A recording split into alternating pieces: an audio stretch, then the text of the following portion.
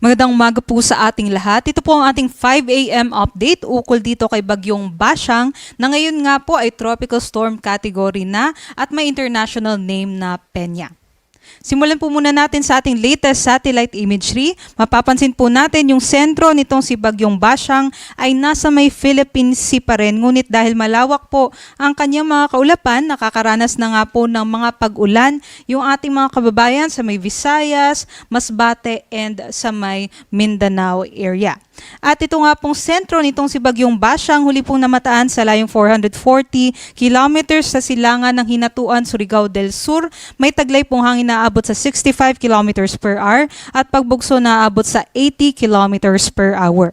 Sa kasalukuyan, kumikilos po ito pa west-southwestward. May kabagalan 15 kilometers per hour pa rin po ang kanyang pagkilos. Aside po dito sa Bagyong Basyang, umiihi pa rin po ang ating amihan kaya't makakaranas pa rin po ng maulap na panahon na may mga light rains yung ating mga kababayan dito po sa may Batanes. But for most of Luzon naman po, mas maganda po yung ating weather situation.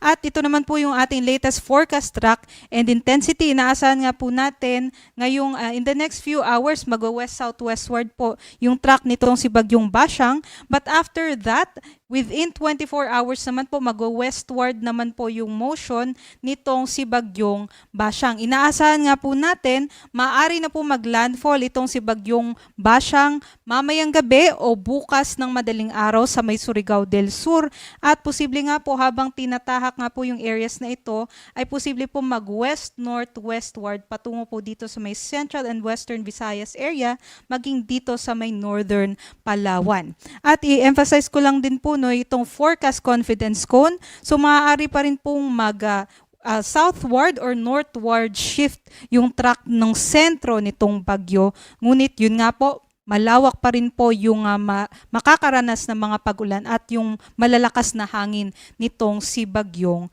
Basyang. Inaasahan din po natin lalapit po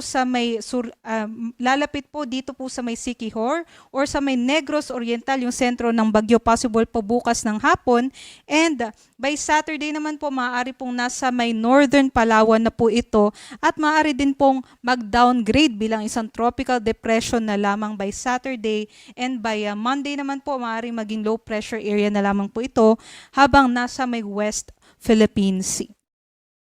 Ito naman po yung mga areas na may wind signal number 2 sa ngayon. Dito pa rin po sa may Surigao del Norte, kabilang ang Siargao at Bocas Grande Island, Surigao del Sur. Sa may extreme northern portion ng Davao Oriental, maging dito din po sa may Agusan del Norte, Agusan del Sur, Misamis Oriental. Sa may northern portion ng ng Bukidnon, and dito din po sa may Camiguin.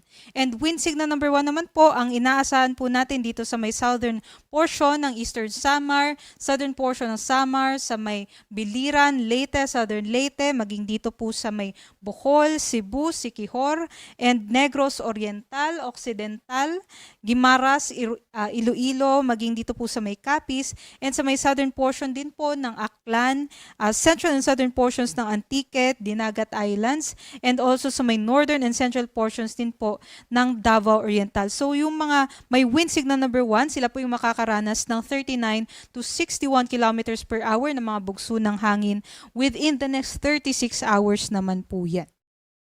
Aside po dyan, may nakataas pa rin po na wind signal number 1 dito sa may Davao de Oro, sa may Davao del Norte, northern portion ng Davao del Sur, sa nalalabing bahagi ng Bukidnon, sa may northern portion ng Cotabato, maging dito sa may Lanao del Norte, Lanao del Sur, sa may Misamis Occidental, eastern and central portions ng Zamboanga del Norte, maging dito po sa may northern and central portions ng Zamboanga del Sur, and sa may northern portion ng Zamboanga Sibugay naman. So pinag-iingat nga po natin yung ating mga kababayan na may mga wind signal number 1 and 2 dahil kahit wala pa po tayong nararanasan ngayon ng mga bugso ng hangin, may lead time po kasi yung ating warning na yan. So yung wind signal number 1, within 36 hours pa po natin mararanasan yung mga ganitong hangin, and yung mga may wind signal number 2 naman po within 24 hours naman po natin mararanasan yung mga malalakas na hangin. And aside nga po sa mga banta ng hangin, pinag-iingat din po natin yung ating mga kababayan na nandito nga po sa may orange and yellow na mga lalawigan dahil ito nga po yung mga makakaranas naman ng mga malalakas na mga pag-ulan.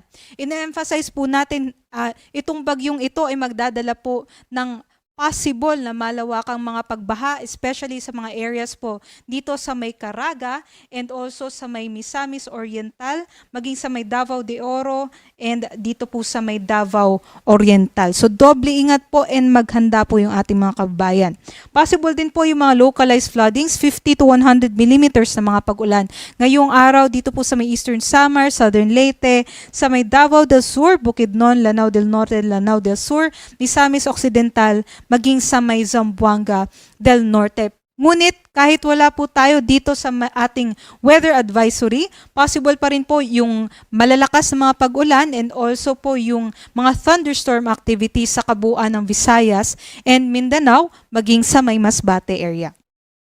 Bukas naman po, inaasahan po natin yung sentro ng bagyo ay maaari pong tumawid na dito sa areas ng Mindanao and also some parts din po ng Central and Western Visayas. So inaasahan po natin, maaari po makaranas ng 100 to 200 millimeters din na rainfall bukas yung ating mga kababayan. Dito pa rin sa kabuuan pa rin ng Caraga, sa may Northern Mindanao, maging dito po sa may Central and sa Western Visayas and also sa may Negros Island region, pati sa may Southern Leyte. 50 to 100 millimeters pa rin po dito po sa nalalabing bahagi ng Eastern Visayas, maging sa may Davao region, Lanao del Sur, and sa may Zamboanga del Norte. But other than that, possible naman po na meron na pong epekto yung shear line o yung banggaan ng hanging amihan at easterlies dito naman po sa may Bicol region, Quezon, and for the rest of Mimaropa. So meron pa rin po tayong mga pag-ulan dyan bukas. And for Saturday, inaasahan nga po natin, by Saturday, nandito na po sa may Palawan area yung sentro ng bagyo. So possible po yung mga 100 to 200 millimeters na rainfall sa may Aklan and Antique. And for 50 to 100 millimeters na rainfall, possible po yan sa may Mimaropa area and also dito din po sa nalalabing bahagi ng Western Visayas.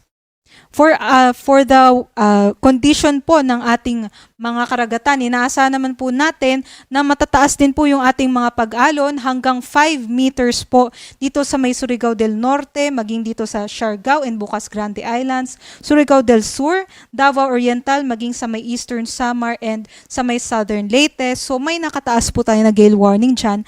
Bawal pong pumalaot ang ating mga kababayan. And also, possible din po yung hanggang 4.5 meters naman po ng mga pag-alon sa may Agusan del Norte, sa may Misamis Oriental, and sa may Northern Samar. But other areas naman po or other seaboards ng ating bansa ay meron pa rin pong katamtaman hanggang sa maalon na karagatan. Para naman po sa storm surge or daluyong, pinag-iingat din po natin yung mga kababayan natin sa may coastal areas, dito po sa mga may yellow. So dyan po yan sa may Southern Leyte, Bohol, Cebu, Dinagat Island, Surigao del Norte, Agusan del Norte, Misamis Oriental, maging sa may Camiguin, Surigao del Sur, and sa may Davao Oriental. So possible po hanggang 2 meters na daluyong yung possible na maranasan ng ating mga kababayan dyan within 48 hours. So yun po, possible nga po yung mga banta ng daluyong, malalakas na mga pag-ulan, and malalakas na hangin within the next 3 to 4 days. Kaya sana po'y maghanda at tumutok po tayo sa magiging mga updates ng Pag-asa. At yun lamang po ang latest mula dito sa Pag-asa Weather Forecasting Center. Ito po si Lian Loreto. Next update naman po natin ukol dito kay Bagyong Basyang ay mamayang 8:00 ng umaga. Magandang umaga po sa ating lahat.